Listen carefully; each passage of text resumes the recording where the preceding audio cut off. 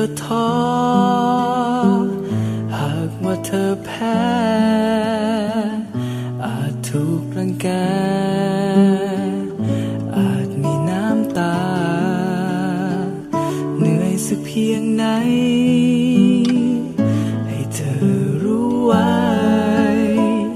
ว่ายังมีรักพระองค์อยู่เคียงข้างเธอหากว่าเธอล้มหากว่าเธอล้าอาจมีปัญหาให้เธอทุกข์ใจจงอย่าหวั่นไหวจงอย่าท้อใจจงทูลปัญหาทุกอย่างให้กับพระองค์เช็ดน้ำตาเธออย่าร้องไห้เลยคนดีเพราะยังมีพระองค์คอยปลอบใจขอเพียงเธอวางใจให้พระองค์นำทางความรักความฝันของเธอจะเป็นจริง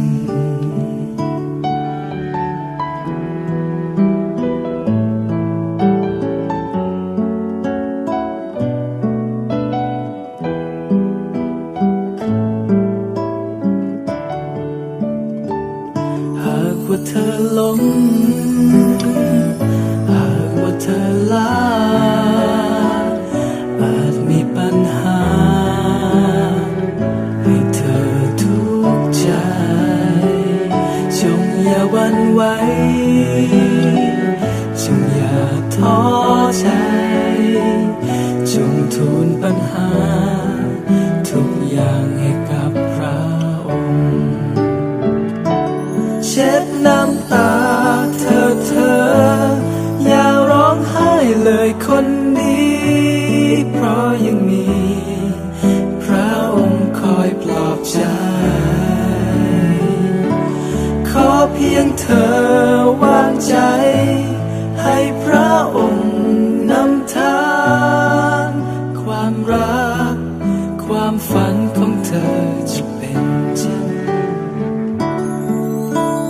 มองไปบนฟ้ากว้างใหญ่ยังมีดวงดาวยังมีแสงตะวันยังมีพระองค์ผู้ทรงพระชนอยู่ผู้ทรงสร้างเราและรักเราอยู่เสมอ